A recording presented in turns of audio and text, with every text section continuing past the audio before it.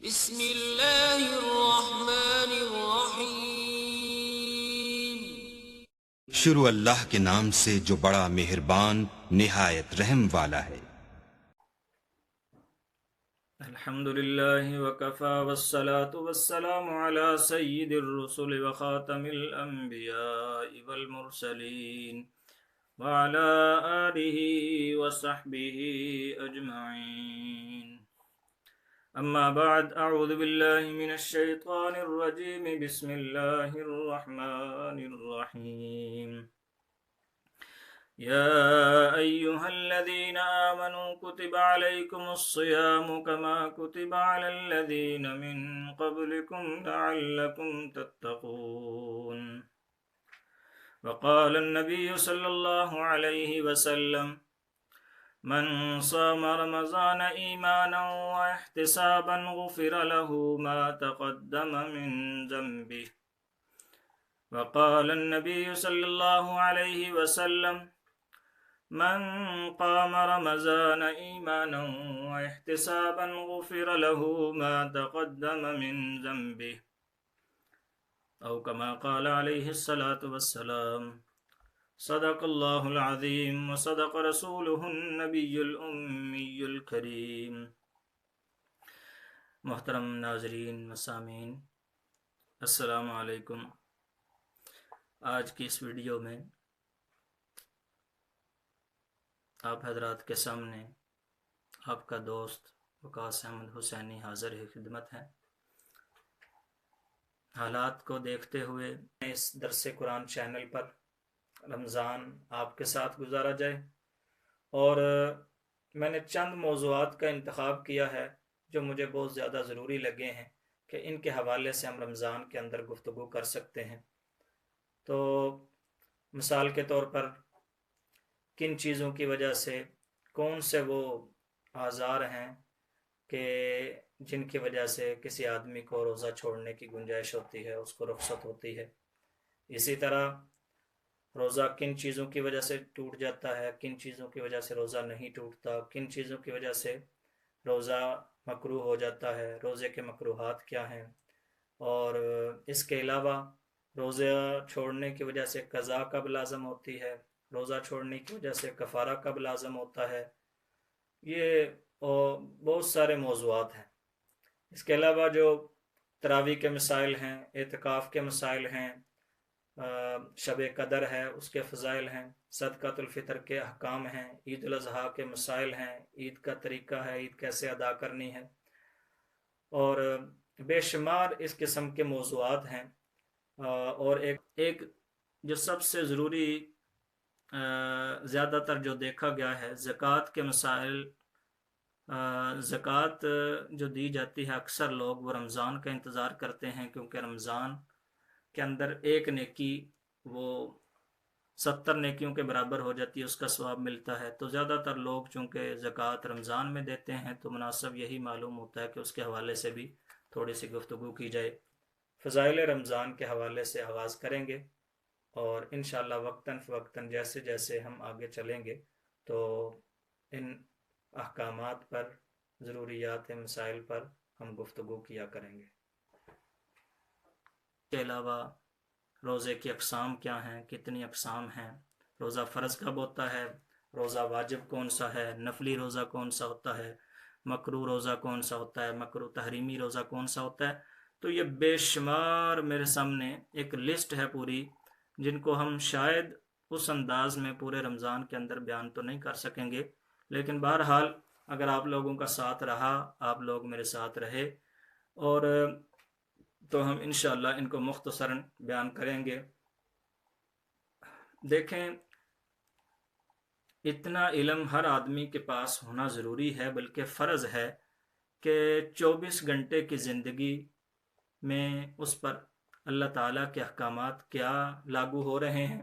ان کو کس انداز میں اس نے ادا کرنا ہے، ان کو کیسے پورا کرنا ہے، اتنا علم ہونا ہر بندے کے اوپر ضروری ہے۔ اسی طرح رمضان آ گیا ہے تو رمضان یہ ایک ہمارے اوپر یہ روزے فرض کیے گئے ہیں، تو ان کو ہم نے کیسے رکھنا ہے، ان کے احکامات کیا ہیں، ان کو سیکھنا ہمارے اوپر فرض ہے۔ ایسی بات نہیں ہے کہ بس ٹھیک ہے جی جب کسی وقت ضرورت پیش آئی تو مولوی صاحب سے مسئلہ پوچھ لیا اور اس کے علاوہ بس چلتے رہے، رمضان گزر گیا۔ ایسے کام نہیں چلتا، بلکہ جو ضروری مسائل ہیں، ضروری احکامات ہیں، ان کا سیکھنا ہر بندے کے لیے فرض ہوتا ہے۔ تو چلیں انشاءاللہ اس کے حوالے سے آئندہ بات ہوتی رہے گی، بات چیت چلتی رہے گی، آپ کا ساتھ میرا ساتھ انشاءاللہ اس پورے رمضان میں رہے گا۔ تو آج بات کر لیتے ہیں رمضان کے حوالے سے، فضائل رمضان۔ شاید یہاں یورپ کے اندر 24 کا روزہ ہو جائے، 24 اپریل کو، اور اس کے حوالے اس حساب سے کل ہمیں شاید تراویح پڑھنا پڑیں گی۔ تو ناظرین، رمضان المبارک یہ اتنا مقدس مہینہ ہے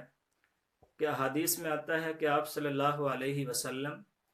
ایک مہینہ پہلے ہی رمضان کی تیاری شروع فرما دیا کرتے تھے، اور صحابہ کرام رضوان اللہ تعالی علیہم اجمعین کو بھی اس سے آگاہ کرنا شروع کر دیا کرتے تھے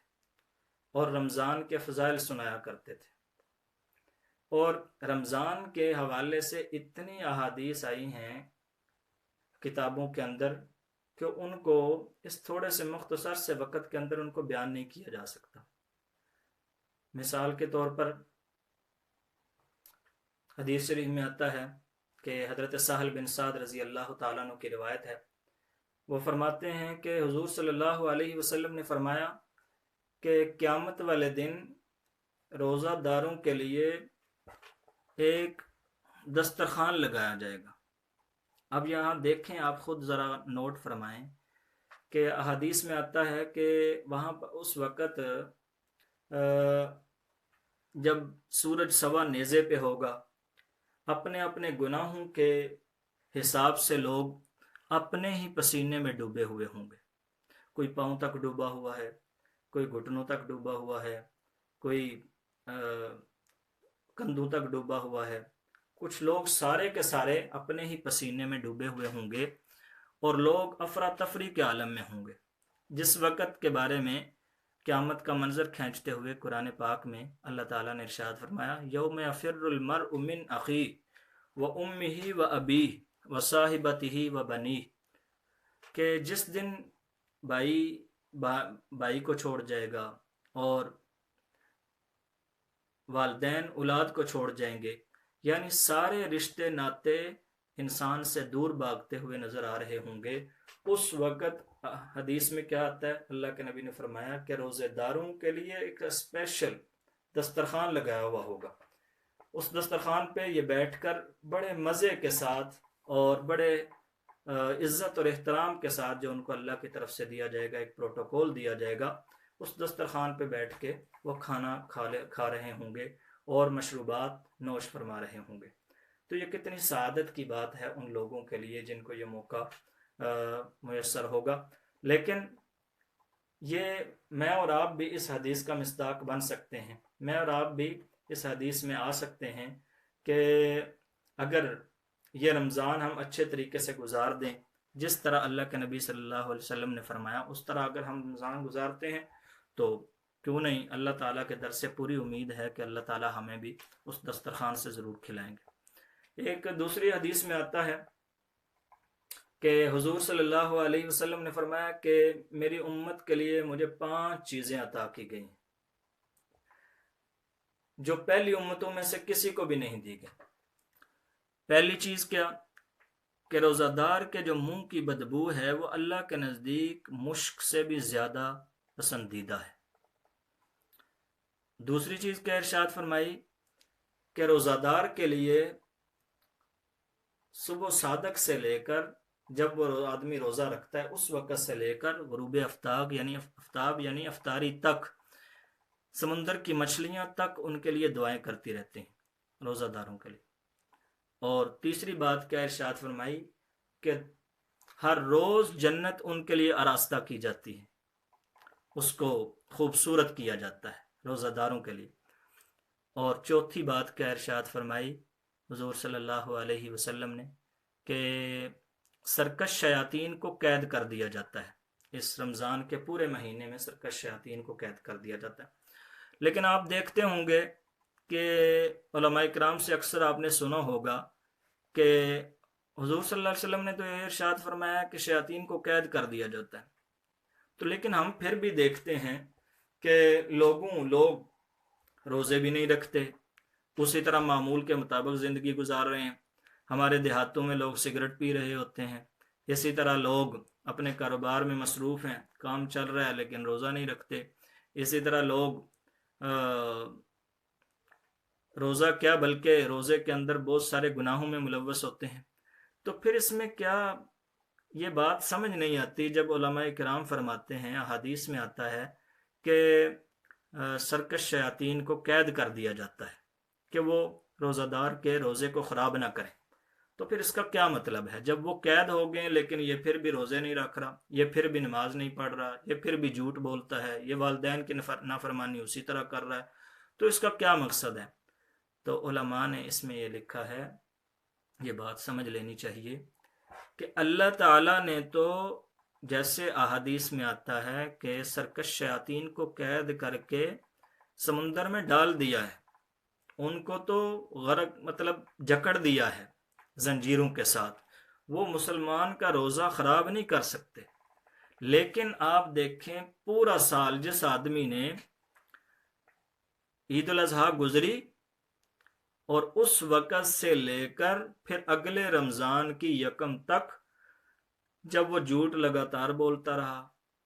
اس کے علاوہ نماز اس نے کبھی نہیں پڑھی یا پڑھ لی کبھی کبھار پڑھی کبھی نہ پڑھی، والدین کی نافرمانی اسی طرح کرتا رہا،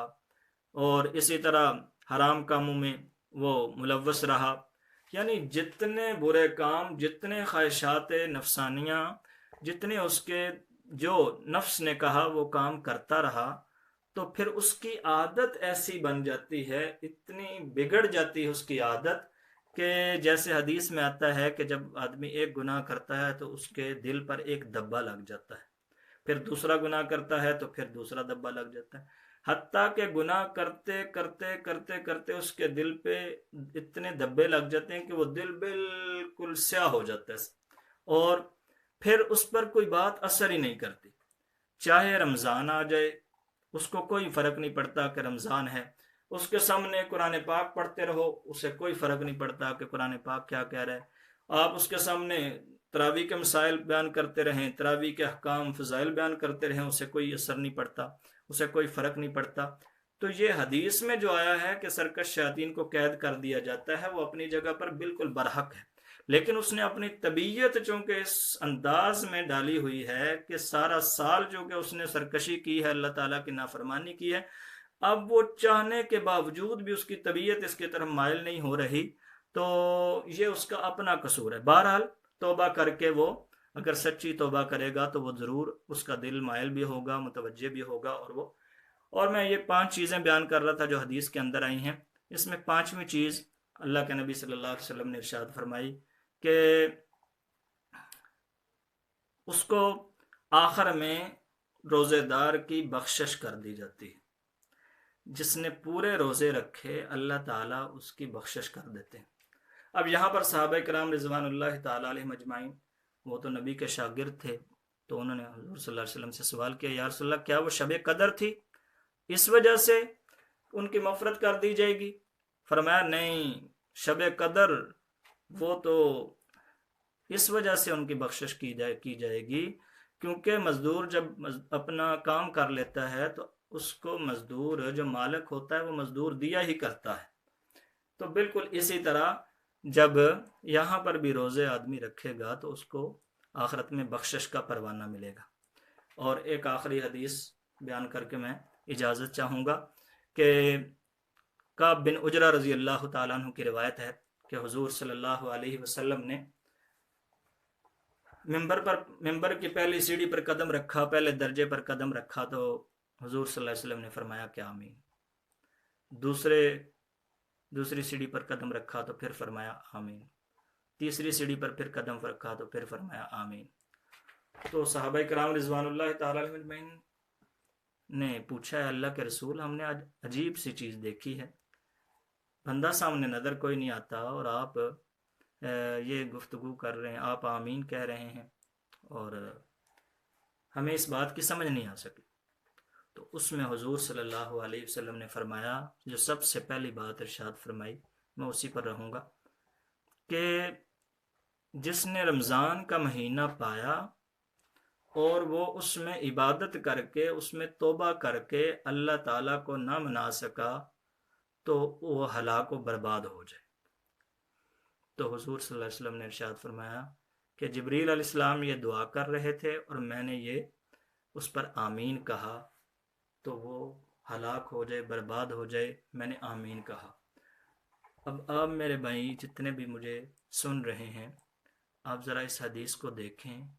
کہ جس نے رمضان المبارک کا مہینہ پایا اور وہ اس طرح عبادت نہ کر سکا، بلکہ وہ اپنی بخشش نہ کروا سکا رمضان کا مہینہ پا کر بھی، تو اللہ کے نبی حضرت جبریل علیہ الصلاۃ والسلام اس کے لیے بد دعا فرما رہے ہیں اور اللہ کے نبی اس پر آمین کہہ رہے ہیں۔ بد دعا جبریل کی ہو اور اس پر آمین ساقی کوثر، شافی محشر حضرت محمد مصطفیٰ صلی اللہ علیہ وسلم کی ہو، تو پھر آپ خود اندازہ لگا سکتے ہیں کہ اس آدمی کا کیا حال ہوگا۔ اللہ تعالی ہمیں رمضان کے حوالے سے جتنی بھی برکات ہیں وہ نصیب فرمائیں، اور پورے رمضان کو قرآن و سنت کے اندر صحابہ اکرام رضوان اللہ تعالی علیہم اجمعین کے اقوال کی روشنی میں جس طرح انہوں نے رمضان کو گزارا تھا، جس طرح وہ عبادات کیا کرتے تھے، جیسے آپ صلی اللہ علیہ وسلم نے ارشادات فرمائے، اس طرح ہمیں بھی رمضان گزارنے کی اللہ تعالیٰ توفیق عطا کریں۔ انشاءاللہ پھر نئی ویڈیو کے ساتھ پھر ملاقات ہوگی ایک دفعہ، تو تب تک کے لیے اجازت، السلام۔